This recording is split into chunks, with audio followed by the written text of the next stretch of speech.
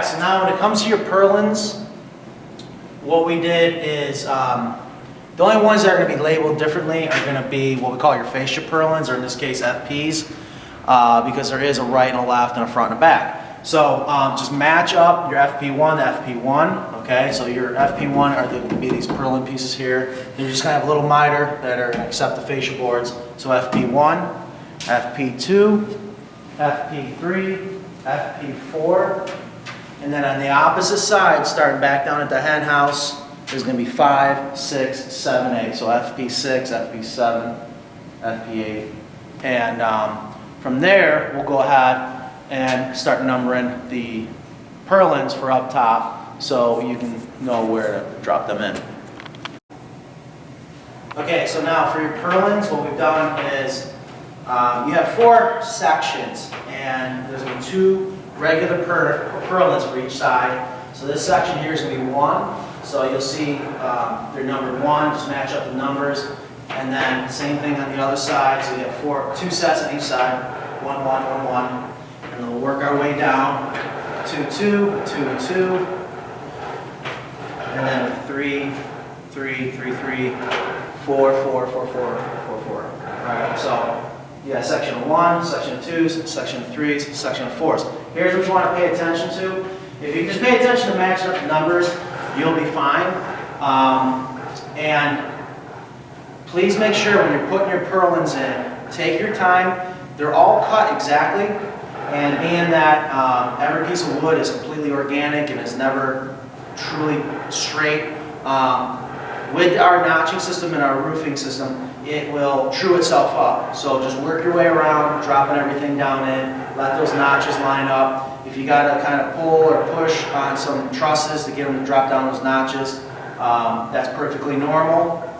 And what all that's going to do is true it all up. But take your time. Nothing should be completely out of whack. They should be very, very close.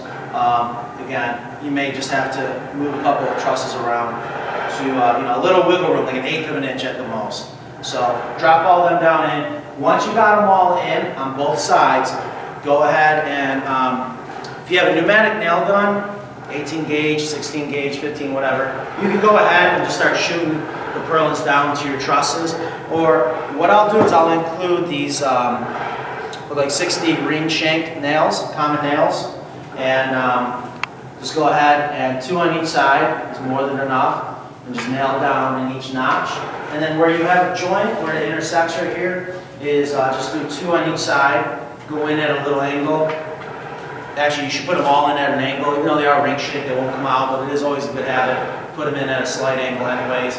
And then again, once they're all in, that's when you go around, nail them all in. Don't start nailing until you got them all in. You may have to, do a little bit of wiggling.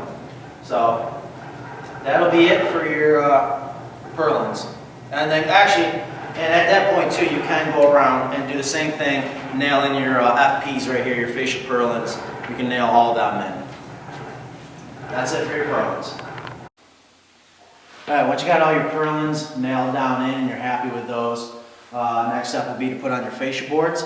And your fascia boards, you're going to have 8 of them, and it's going to be these guys right here. And what we've done is we've labeled them FB1 through it'll be FB8.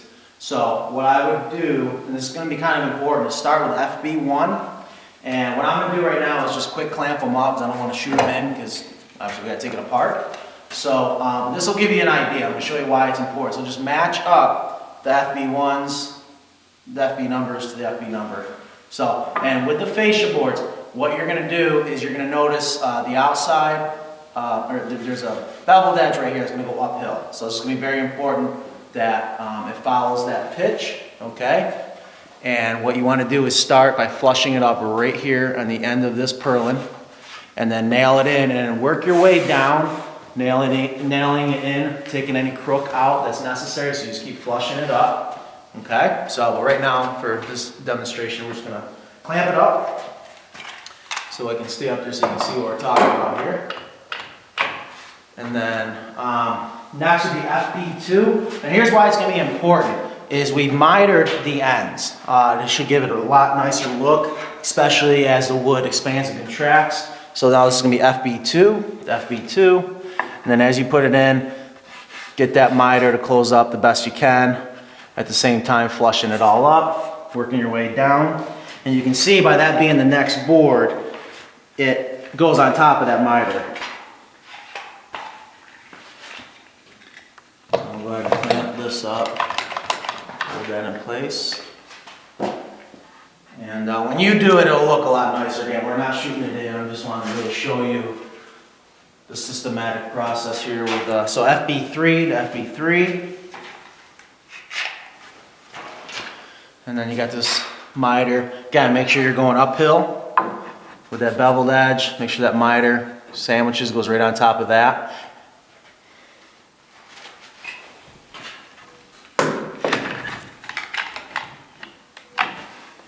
And then the last one on this side will be FB4, which I've labeled down here. Okay? And if all goes well, when you go to put this on, it'll be perfectly flush with your end of your purlin down here by the hen house. Okay, so after you got your fascias on both sides, the next step is going to be to put your rake boards on. And your rake boards are these guys right here. There's 4 of them, and it doesn't really matter which one goes where. They're all identical. So what you'll do is pick a good outside.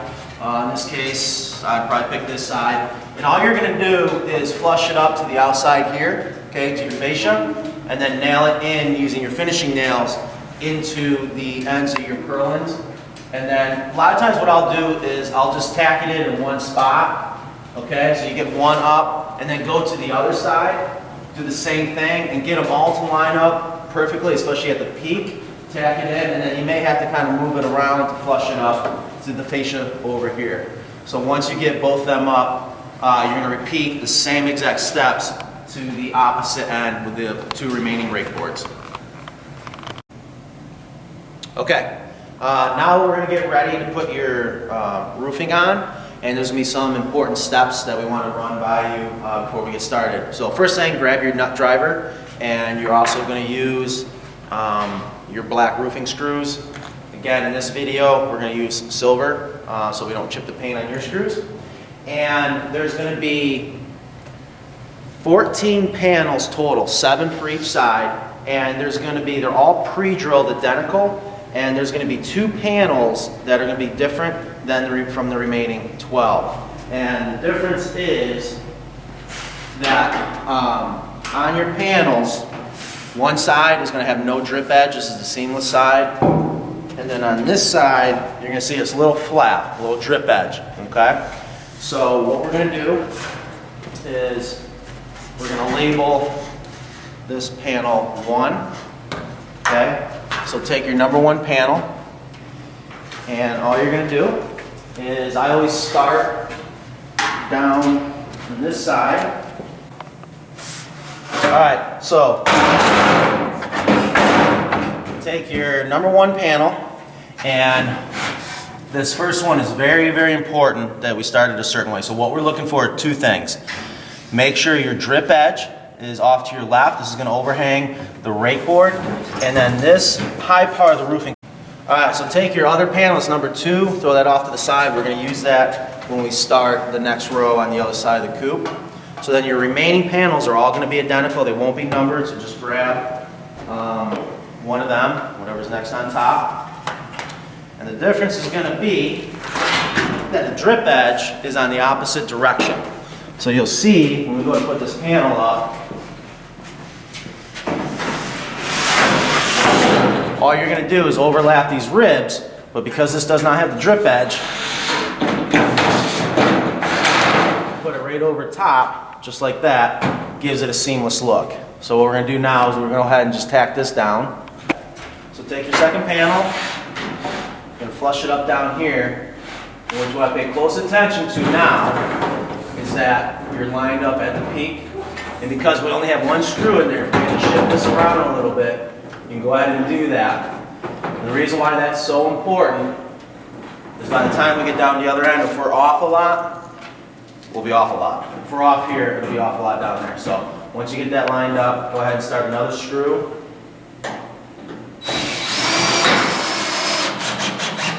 Just tack that in once. Then all you're going to do from here on all the way down to the other end is just continue the same exact step. And then when you get down to the other end, it should overhang the front rake board just like it did on the back rake board. Okay, so that's what it should look like when you get all your panels on, and then your last panel, you'll have this overhang just like on the other side. And then once you're happy with that and it's all lined up straight, you can go back through and put the remaining screws in. And if you're not happy with it, this is the time that you can kind of shift things around, and because you only have one screw in each panel, you might have to move a couple panels and slide it around. And you know, just take your time with it, make sure you get them all in place, and then you should have, again, just that overhang there and then lined up all up at the peak. So once you do that side, then you can go ahead and do the same exact thing on the other side of the hen house. The only difference is you're just going to start with this number 2 panel, okay, and you're going to take where this drip edge, when you turn this around, the drip edge will be off to your left, and where you would start that number 2 panel is going to be right here. So you're just coming right around the corner, then working your way back down to the hen house. And obviously, because this is a video, we don't have your fascias and rakes up, but you'll have your fascia and rakes up at this point. And then just continue your roofing, and then once you get down the other end and that's all screwed in, we'll go ahead and get started with your ridge caps. Okay, so we're going to get started on your ridge caps. You're going to have 4 pieces, 2 sets. So 2 are going to have, they're all 6 foot, 2 are going to have this pre-cut flap on it. These ones are going to go on the ends, and then the other 2 do not have any cuts, they'll go on the middle. So what you're going to do is grab one of these ridge caps that has the flap on it. Doesn't matter which end you start at, we're just going to start down here. And again, because we're shooting a video, we don't have this side on because we have to take it all apart. But picture, you know, at this point you have the roofing on both sides. Take your ridge cap, and all you're going to do is push this up against the roofing and start to sight this down the line. And then what you're going to do is go to the other side right now and put the other ridge cap, just like this one, on the other end. Start with those 2, and then we'll start tacking it down, showing you how to do that. Alright, when you go to when all your ridge caps are lined up, you can go ahead and start screwing them down. You can use the same screws. The difference is these are not pre-drilled yet because we don't know exactly how it's going to fall when you go to set it up onto the roofing. And why that's important is these are self-piercing, so you'll be able to go right through this metal, and you want to go directly above the rib. You don't want to screw down right here. You want to go directly above that rib, and then it'll go down into the purlins that are up here. And you start here and just go every other rib. Alright, so go ahead and grab your other ridge cap that has the fold. Go ahead and put that down on the opposite end. Get that in position. And then you're going to have 2 remaining ridge caps that do not have any flaps. And then grab that.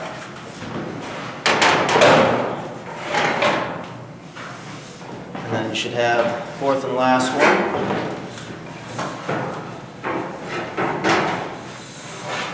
And that'll overlap. Yep.